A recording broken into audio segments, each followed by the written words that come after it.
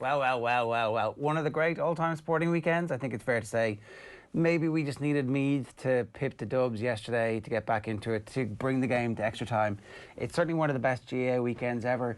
Add in the Open, add in the fact that everybody's watching Formula 1 again because of Netflix, and there's a crash in the first round of that. Add in Seamus Power winning for the first time on the PGA Tour, while a lot of people were too busy thinking about the Open to even pay attention. And certainly it was a weekend where the sport sizzled almost as much as the weather, Owen. It certainly did sizzle. It was, well, like, I mean, you really couldn't have asked for a better Irish summer sort of weekend. Everything kind of fell in together beautifully, really. And if you've got a good GAA weekend, it tends to coalesce nicely with good weather, it turns out. Yeah, good weather really helps. Maybe we should put roofs over all of our stadiums. That should be the next. Yeah, Ireland would be a great country if you could put a roof on it, because, you know, that way you could protect yourself from them rays. And yeah, a lot of red faces doing the rounds this morning, I suspect, in workplaces all over Ireland.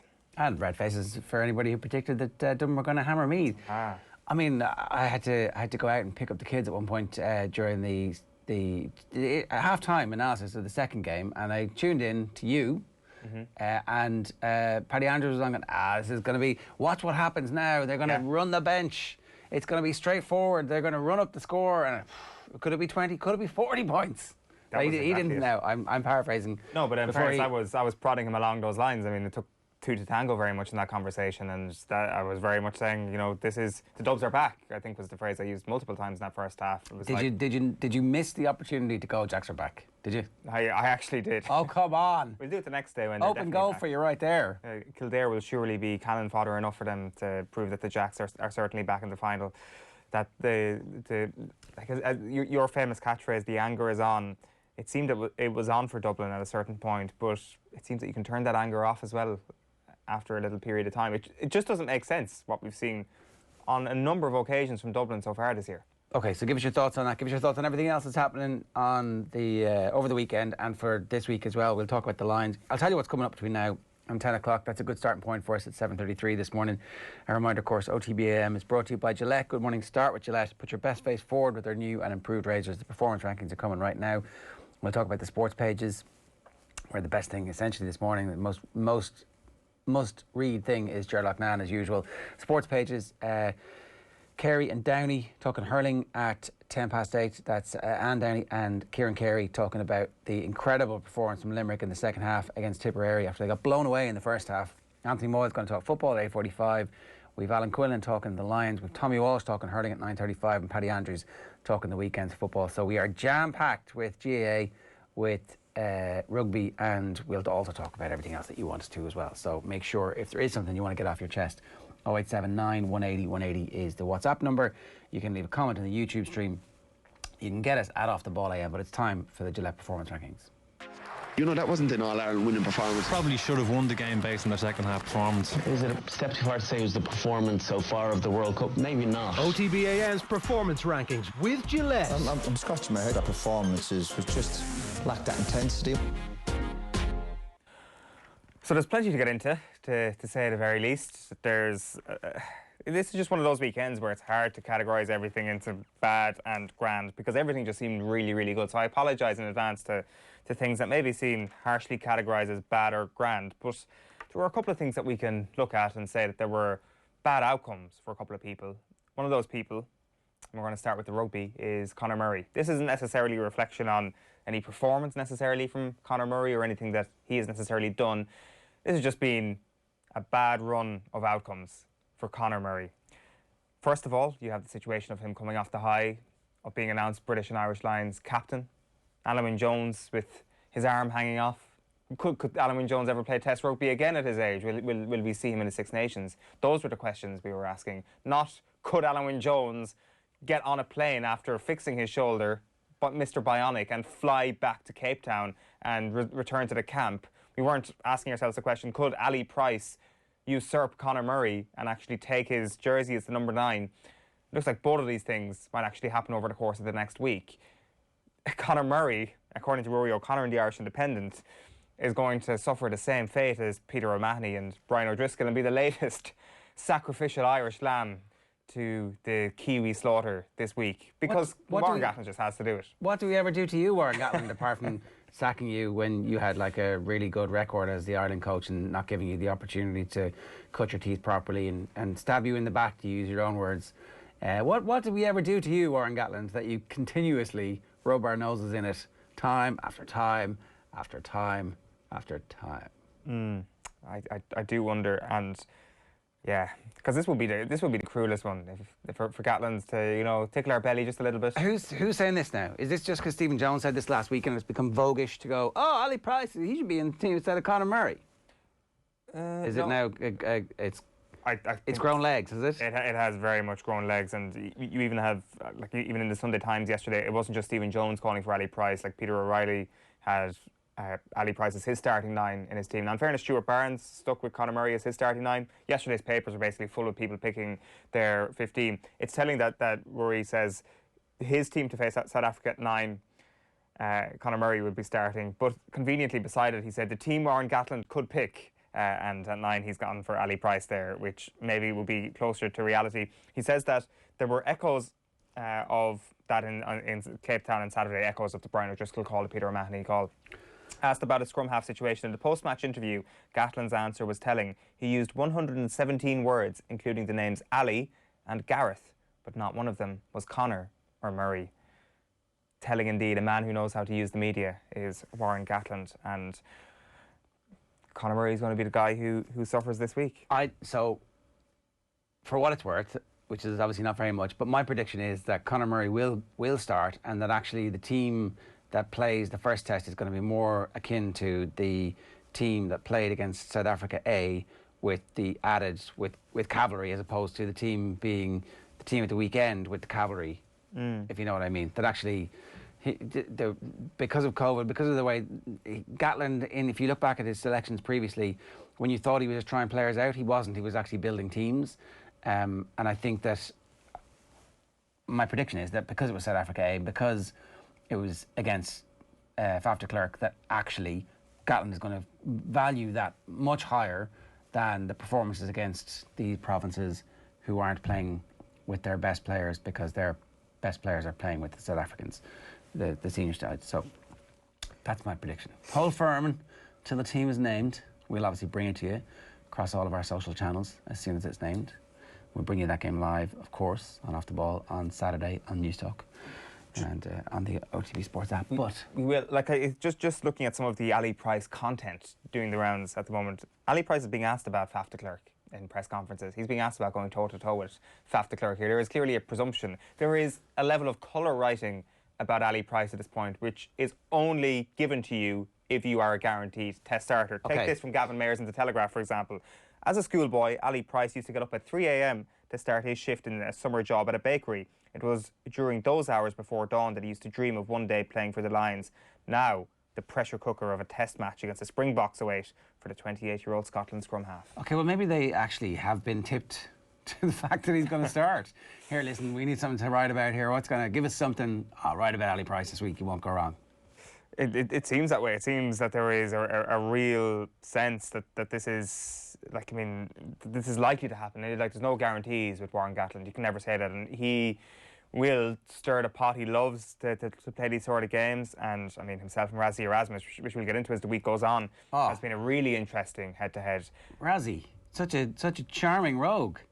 Like one of the most charismatic rogues who's like smiling away at you at the same time, slowly disemboweling you publicly. It's like, wow, I feel great that Razzie, you're my leader, and yet, well, I'm dead. Oh look, I've just been bodied.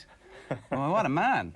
Like and to do it so casually on Twitter, it's like, and with such a smile, it's brilliant, because it's not the type of thing I think that Gatland has come up against before. Mostly it's narky, kind of the slightly elliptical Northern Hemisphere rugby inspired, even though it was Joe Schmidt that he would have been up against, where Joe would have been smiling away going, I'm gonna get you. Whereas with Razzie, it's like, genuinely, he seems to be enjoying the thrill of the fight, knowing that it's not quite an even fight. I'd like to know who's the admin on the Irish Examiner Sport account, and how did they react when Razzie Erasmus slid into their mentions there on Friday? It's like, whoa. There's like a big red button that you go, alert, alert, we're about to make global news, hooray. It's great. It's like, as you say, kind of like he's a man who'll stab you from the front, it seems, Razzie, and it's like himself and Gatland clearly is the battle you want to see on the sidelines. It's the battle you want to see in the build up to the first test. So plenty of plenty of storylines going into week one, but it does look like maybe it will be a very convoluted ploy if Gatland was actually planning on starting Murray at the weekend, because all the signs on the media side of things and within the camp suggest that Conor Murray is about to be removed as captain and as starting scrum half. Like, it's a brutal few weeks. Is he on the bench? Oh, I would have thought so. Like, obviously it's a three-horse race. There's no guarantees. Like in the team on Gatland Cup picking the Irish Independent, it's Murray is on the bench in that team. So you know the whole. Thought so. Hello, you were saying O'Driscoll didn't even make the bench. I've got to drop you. I mean, I'm gonna break your heart properly, so that when I need you again, at some point you're like very grateful, as opposed to, you know, playing angry. Yeah, Luis Enrique didn't put Sergio Ramos on his squad. He left 2 places empty in his Spain squad for the Euros. I mean, could Gatland do a similar thing with his matchday squad? If you're going to leave someone out and you're going to make a really hard decision, do you just have to leave them out altogether? Would Sergio Ramos have scored a penalty? I think he would. Possibly. It's brutal. It's got to be a brutal decision this week when it inevitably comes. But that is Conor Murray. We went from having like 6 starters in our team last week to like, are we going to have? Well, we have Tyke Furlong anyway. And then after that, it's like, do we have anybody else who's guaranteed to start at this point? Probably not. You'd like to think Henshaw, but not fully fit. I mean, he played a bit at the weekend and was quiet, but you know, he's just coming back from a hamstring injury. So was that all they needed? But after that. Like, after that, it's a bit of a lottery then when it comes to the second and back row, and just like all of a sudden Beard takes Henderson's place at 6 and 7. Tyke Burns' versatility gets him on the bench, but maybe not, because Courtney Laws can do that too, and it looks like Courtney Laws isn't going to be in the team. And then after that, you're like, well, Jack Conan's not going to get in ahead of Toby Faletau because Wales. And then after that, if Conor Murray's not in the team, we don't have one of the 10s. We're not even in the conversation for that. We know that. Do you know what's going to happen is, if you're looking for Irish players, Bundy Aki's going to start. Well, yeah, I would have him right up there with Ian Henderson as somebody who's as likely to start as him. Now, Ian Henderson's not overly likely to start, but like I think Ian Henderson's just been knocked out by yeah, he has completely performance. So you'd have Aki on that level, or maybe even just a little bit above him. But I wouldn't be surprised whatsoever to see him start. There's a possibility there's one Irishman in the team, and I don't know. I mean, you presume he's starting Tyke Furlong, and they've just been managing his game time to make sure that he absolutely starts. But who knows? It's Warren Gatland. Exactly. So. Exactly. I think you're being a little bit pessimistic on that. I think maybe two or three. Okay, give me the over/under. Give me the over/under. 3. I will be going. Well, the 3 is what I think it will be. So how do I work this? Do I go for 2 as the over? You can go 3.5. 3.5. Yeah, sorry, under. You can go correct. 2.5. 3.5. Let's go. Well, if you're going 3.5, and if this was real, I mean, if I would be taking all your money. I would be taking. Okay, so sorry, no, 2.5, because I'll be going 3 and I'll be going for the over. So I'll be going for Henshaw.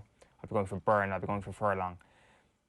Maybe if you go 3.5, you could say Aki as well. But no, let's go 2.5 as the over/under. Okay, I'm a seller at 2.5. I just am concerned about the fitness. I think because there's 3 tests, I think that if they're in any way worried about Henshaw, that they hold him for one more week. You know, you might stick him on the bench. This isn't the starting 15. I think that like I'd be delighted if there's more than 2 at the moment. I think that would be a decent outcome, I think, maybe when we were previewing the Lions tour, but I think that's a disappointing outcome after the first couple of warm-up games. Yeah, because they played really well. Yeah, and haven't really done necessarily anything, haven't done much wrong. Right. Yeah, but that's the Lions. That's Conor Murray losing the captaincy, potentially losing his place as well. Yeah, and as you said, not a reflection on anything Murray's done, just the fact that there's been a massive concerted campaign by all of our colleagues in the rugby media from Wales and Scotland and England to get a new scrum half, because they don't like our scrum half. That's how this works, right? That's exactly it. Every Monday morning on OTB AM, we give you the chance to win a Gillette starter pack. All you got to do is to be in the draw is tell us who you think should be on the performance rankings, either in red or in amber or in green. We want to hear the good, the bad and the grand from the weekend sport. You can comment below, tweet us or DM us on Instagram, and the winner will be announced before 9:30. So also in the red, despite a victory this weekend, this is clearly bias on your part. What's going on? It's the Dubs. Let's be fair. It's just easier to find people in the green, and it's harder to put people in the red. The Dubs probably were closer to amber than anything else. Still, it wasn't a great day for Dublin yesterday. I don't think you can necessarily claim that. It's great for a couple of those players to finally have an actual war with Meath. Dublin and Meath players tearing the jerseys off each other. A couple of scuffles here and there. That's what you want to see in Dublin Meath games. It's something that's been absent from our sporting calendar for over a decade at this point, and for a lot of these Dublin players, it's something that's been absent from their entire sporting career at senior level. So at least that's back to some level. I will say on the Meath front, while I am a big advocate of the idea that you need to get within a few points of Dublin before you can actually beat them, I am concerned at some point in the next season or 2 seasons that Dublin are going to get better again, that they're possibly in a period of transition, and that just because they're worse than they were last year doesn't mean that they're going to be worse next year than they are this year. That there is still an element of maybe... Really? I'm by no means guaranteeing that Dublin are going to get worse again next year. Where is the improvement going to come from these players? Who is still cresting to the peak of their career? Who is still to get even better than they are now in concert with other players? I just think that the volume of players that they've lost this year won't be matched next year, and who out of the mature players in that squad, with the exception maybe of Philly McMahon and Kevin McManaman, if we were to believe that he's still around, are likely to retire anytime soon. I still think that they're all going to be around next year. Sure, maybe none of them are cresting to a peak, but there is still a generation of player there like Brian Scully and Niall Scully and Brian Howard, and maybe if Merchant's back in next season, where you're like, these guys can actually take a step up and be the leaders in the team. Of course, you've got the likes of James McCarthy, who may see diminishing returns at some point. But I just don't think... Let me go through, because Michael Fitzsimons is in that group. Yeah, true. So you talked about Philly. Johnny Cooper could go. After that, in fairness, you'd be surprised if any of the rest, like Dean Rock, still has a number of years left where he can be one of the best footballers and metronomically reliable, kicking frees, which unfortunately we didn't have somebody to do that, and it's a huge issue at this stage of the championship. You kind of need a 90% outcome from free taking wherever it is on the field if you're going to be competitive against the 6-time All-Ireland champions who are going for 7 in a row. I think that there could be 4 or 5 who go from the panel to next year. So if you consider that, like, there's some talk that Cluxon isn't gone, I kind of don't believe that at the moment, right? You'd still have 5 or 6 gone potentially next year. And I think that if they end up getting dethroned this year, I'm not sure that necessarily be the worst thing for some of these younger players who actually are coming into the fold and are trying to establish themselves in the greatest team of all time. I think that there's a coterie of players there who can only get better with the experience of being thrown into the deep end at the moment. There may be a case that they're just not up to the standard that some of the previous Dubs were, and that's obviously a problem. But I would think that Dublin are going to get out of their slumber at some point. Maybe in the next couple of years is too short term on my part. Maybe it's a bit longer than that.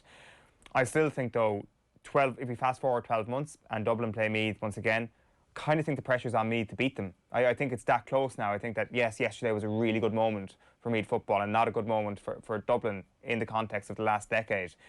I still think their next meeting, Meath maybe need to win or do something that was a level above yesterday. The free taking was an issue yesterday.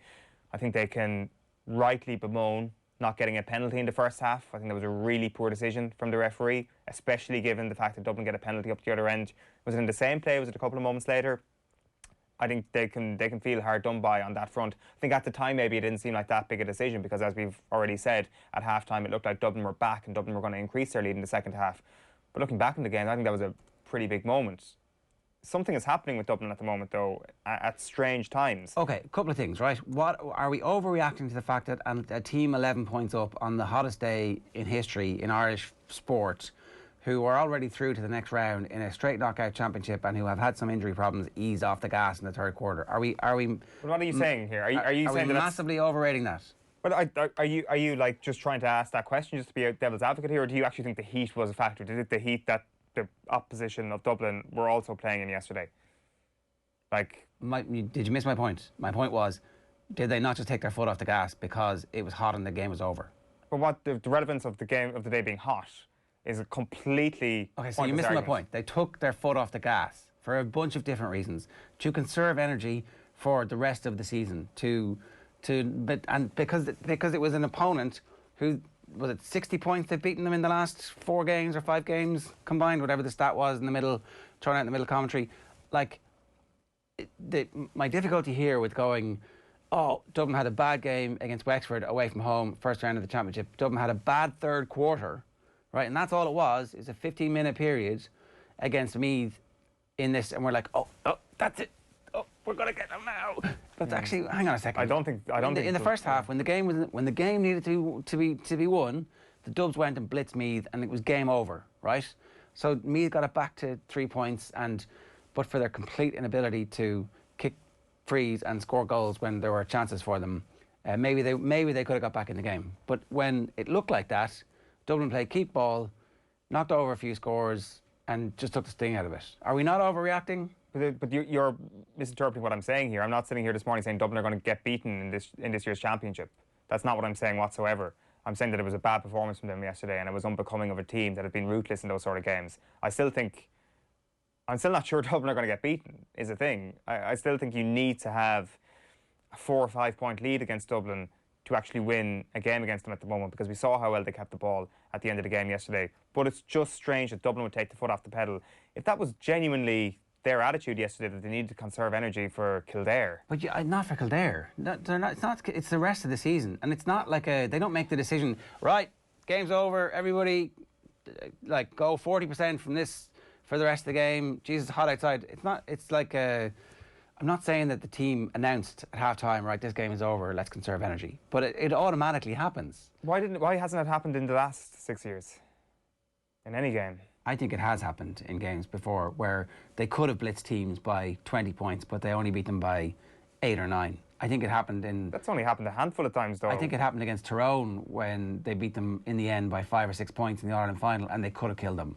I think it happened in a load of those games. What was the next game after Tyrone? What were they conserving their energy for after Tyrone? Like, I mean, that's the All-Ireland final. The point was that they don't have a habit of blowing teams out. They actually don't run up the score in most of their games where they don't need to. Where the whole point of, like, keeping the ball for 4 minutes is to kill the clock but also conserve energy. So the opposition is expanding more energy than you are. I don't know. I'm not really, just to kind of like just to challenge that a little bit. So last year, you're saying they don't run the score up. You're saying that's something they don't do. Last year they beat Meath by 21 points. They beat Laois by 22 points. They beat Cavan by 15 points. The previous year they beat Meath by 16 points, Kildare by 15 points, Louth by 26 points. In what world is 26 points not running up a score? Okay, and how did they do when they were... Previous year, 23 points against Wicklow. How is that not running up the score? Well, 19 against Longford. Wicklow are useless, though. Like, this is the Leinster Championship. This is all the one. Laois, 18 points in 2018. Okay, 31 points versus Westmeath in 2017. Give me the games against anybody outside of Leinster. But this is the Leinster Championship. Why are you suddenly shifting the goalposts? Because there's 3 games. The Leinster Championship. Because they're 4 games. They're 4 games from the All Ireland, and at half time they're 11 points up. I don't know. Let Anthony Moyles is coming along later on. If there's a more rational explanation for it, like if you listen to Andy McEntee talking with Tommy after the match, I think that audio is out there on our Twitter channel. Andy talks about pride. I'd like to think that they have some pride. They're 11 points down. Like that, for me, that's what happened, right? I don't think that there's... I'm not going to believe yet until they're up against Galway or Mayo in the All-Ireland semi-final and they take a lead and they don't manage the game at 5 points. I don't know. Managing the game at 5 points, absolutely. That's why I think I think there's every chance they'll still win the All-Ireland and go 7 in a row, because they can manage the game, and there is so much quality in that forward line where you can find yourself coming up against a Dublin team that don't seem spectacular and can still be 60 minutes deep into a game and have a 5 point lead, and at that point it is game over. There is no getting it back from that.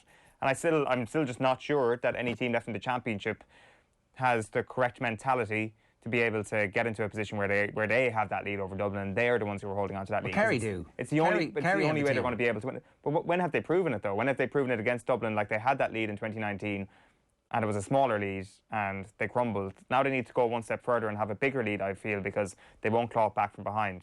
The thing is, we just don't know until somebody actually does it. Tyrone probably have a team to do it now that they're getting their team fully fit. and they're coming off the back of the victory at the weekend, right? Possibly. I think that next year it'll be very interesting for Tyrone. Yeah, I'm sure a lot of people would have predicted Donegal to win that game yesterday, and of course Michael Murphy getting sent off is a huge moment for if you lose your best player in those sort of circumstances. Of course it's going to be massive for you. So I think Tyrone got to rub of the green a little bit, but they had to take advantage of the opportunity. And I think as well they were also down to 14 men for the last 10 minutes of the game and kicked on when it really mattered at the end, and they deserve huge credit for that. And I mean, McKenna and McShane coming off the bench yesterday, their stars are aligning at just the right time, so they'll definitely be a factor. I'd like to see it happen. I'd like to see this Tyrone team get a crack at Dublin, and I think over the next couple of years they'll be a real factor. I think Mayo-Dublin, if that is the All-Ireland semi-final we do get, I think that's a game worth watching. Because if I were to ask you what was the winning margin in the All-Ireland final last year, I'm not sure. Like, certainly I thought it was about 10 or 11. 8? It was 5. Right. Like, they only beat Mayo by 5 points in the end last year, which... So they don't run up the scores against teams? That, in fairness, they didn't run up the score against Mayo last year when there was an impression that they were well in front. Yeah. I just think that the team became very economical. And what we saw, I think the conditions played into, OK, today we're going to be economical, we're going to conserve our energy, and Meath got a bit of a run, and I don't know. Let's not overreact to this just yet. They were the opposite of economical. that ping is Tommy Rooney trying to get into the conversation. But the thing is, we're not overreacting just yet. They're in the red because yesterday I thought was just a poor performance from Dublin, especially in that second half. And overreaction would say they're not going to win the All-Ireland. They're going to be Leinster champions without question. I think Mayo could beat them, but I don't think they will beat them, and I think they'll be in the All-Ireland final. And then it comes down to who are you back? And I've said this before: who are you backing if the scores are level with 10 minutes to go? You're still backing Dublin, so they're still favourites on merit for the All-Ireland Championship. So nobody's overreacting. Not back Kerry or Tyrone just yet, but okay. Very quickly, it's happened before, but they've never utterly lost control and been turned over as many times as they were, or kicking wides like that in a Leinster game. They might not run up the score, but they'll keep the ball. They couldn't do that for 20 minutes at the start of the second half. The only time they did it well was for 3 minutes at the start of the fourth quarter, led to a wide, and 4 minutes in the 68th minute when it was a 3-point game and Fenton points. Right, let's move on, because we'll come back to this a little bit later on, and all summer until they eventually get beaten. Are they going to get beaten this summer, yes or no? Yes. You've changed. The power rankings need fixed. Next. Irish golf is in amber, which is extremely harsh on Irish golf because, let's face it, it was a brilliant week for Seamus Power, getting his first win on the PGA Tour. A life-changing moment, really, for somebody who's been plugging away for so long. He won after a sudden death playoff last night at the Barbasol Championship. It was JT Poston over a sixth playoff hole, which eventually got him his win. And just a brilliant moment for Seamus Power. Also, Shane Lowry finished brilliantly yesterday, gets himself right up into Ryder Cup contention. We've been talking all year about whether or not Padraig Harrington's going to give Shane Lowry the wild card or not when it comes to the Ryder Cup. Turns out that if Shane Lowry keeps going the way he's going, he may not even need the wild card. What has kind of changed the weekend then is some interesting comments from Rory McIlroy yesterday with regards to the Olympics. He says that he's not a patriotic guy. I'm just going to get the quotes up here. I'm not sure if you have them. Oh yeah, sorry. So he's talking about the Olympics. I'm not a very patriotic guy. I'm doing it because I think it is the right thing to do, actually appearing at the Olympics. I missed it last time. And for golf to be an Olympic sport, you need your best players there. And I feel I want to represent the game of golf more than anything else. So Rory McIlroy, golf guy, rather than Irish guy. As you would anticipate, the mentions when we published the story yesterday were pretty much hellfire and brimstone. People suggesting that unless he bleeds green, white and orange when we cut him, he shouldn't represent Ireland in the Olympics. I've got to say, I think that people being slightly ambivalent about the whole notion of nationhood is a pretty interesting a moment for us, and we should have a conversation about this as opposed to going, "Whoa, get him off! Get somebody else in!" I mean, it's a fairly complicated relationship that people born in the six counties have with the Republic, which is essentially the team. I realise golf is a 32 county thing, but actually, you know, the flag that they play under, the flag that we raise if he wins a gold medal, is the flag of the Republic of Ireland. So it's just, I think this is interesting. I'm certainly not going to criticise him for it. I'm going to listen to what people have to say about it, as opposed to, get him off the team! Get him off the team! I think those people should just cool the jets a little bit and first of all let him play the tournament, let him win gold for Ireland, and then kick him off the team, because that way you can get your gold medal for your country. And here Aaron Levine, Blair out in Tokyo, and everybody's a winner at the end of the day. So that's Irish golf. Ulster football in the green, naturally, just an outstanding weekend. Really, the statistics 775 across both semi-finals, which, as you can imagine, is a record for an Ulster football set of semi-finals. Monaghan versus Armagh tied the record of 56 cumulative points in an Ulster match. Cavan versus Tyrone in 2016 was the other one. So it's interesting that it's 2021 is the record for the semis, and then 2016 and 2021 are holding the single game record. Basically, modern football is at its best. The modern football is the best version of football we've ever had, and it's there for a number of reasons. Obviously, the championship has rightly taken a hammering over recent years for a number of reasons, whether it's championship structures, whether it's knowing the destination of Sam Maguire before a ball is ever kicked. But in the background, there has been a Trojan effort on the part of a lot of these Division 1 teams / top-tier Division 2 teams to bring the standards up to a level that we just simply haven't seen before. And in the Ulster Championship at the weekend, in those perfect conditions, it was just there for all to see. It was absolutely sensational stuff. This sort of idea that managers were kind of a little bit out of control. I think Oisin McConville's making that point in the Examiner this morning, that McGeaney and McEnany on Saturday kind of tried to tell their team what to do, but they were powerless to stop the drama that was unfolding. No matter what system they tried to put on play, it just couldn't stop one of the great all-time Ulster games from breaking out. And then yesterday was just sort of filled with tension. The Michael Murphy incidents kind of taking it to a whole new level of intrigue and an unpredictability about the whole thing, which is really, really important, which is something we've been missing in football. But one thing that hasn't been going the wrong way in football over the last little while is the standard. The standard has always been going up and up and up. The problem was the predictability. Now the unpredictability is coming back and the standards are still rising, and it's just this beautiful marriage, and it was a great weekend in Ulster. Yeah, the one thing you would say is that those 4 teams are definitely on the first page of your power rankings after the weekend. That the quality of football they had, the strength and depth, the ambition of what they're trying to do with the ball in possession is a massive quantum leap forward for Ulster football, but for football in general. And now 2 of them are gone. It's really unfortunate that that's actually happening this year, because I'd love to see what Armagh would do through the back door, and I'd love to see what Donegal would do if so Murphy, after a black card, there would be no suspension if he was fit to play, and where Donegal could go, because you kind of think that any of those 4 teams would be able to knock off, or certainly give Mayo and Galway a really good game. And again, look, I don't mean to bring this back to a structures conversation, but it will be great when we can watch these teams week in, week out, and every single match matters. Yeah, absolutely. Like, we are getting to the stage now at the championship where you feel less and less sympathy for the teams crashing out, which is great, because you don't have to feel that guilt that Donegal have been screwed over time and time again. But like, when we have a conversation about a team like Donegal, I do think it is there is a huge caveat there that they've been in a really tough province, and Joe Brody really had a pop off them yesterday in the paper, like not calling them a not serious team, and which may be a little bit harsh. Obviously, it's been 7 years since they've got to an All-Ireland semi-final, and they also got to the final that year, obviously, and that's not a good return on the group of players that they have. But if you copied and pasted them into any of the other 3 provinces, they almost certainly would have made it to the provincial. They would have made it out of their province and into the semi-finals, no question about it. So it'll be great. It'll be great for those counties to actually put a stop to this over the next couple of years if that proposal B is brought through. Yeah, but ironically, they could be one of the ones voting against it. Is that right? Well, I don't know. I mean, certainly it wasn't Jim McGuinness saying, oh yeah, provincial, that's very important. Tradition's really important. It'll undermine what we did.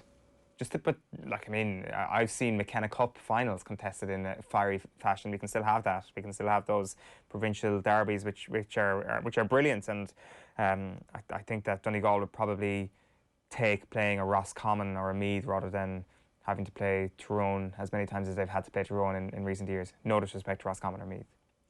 That is Ulster football. You were slightly disrespectful to them, but let's move on. Number 1. I don't know why it came to my head.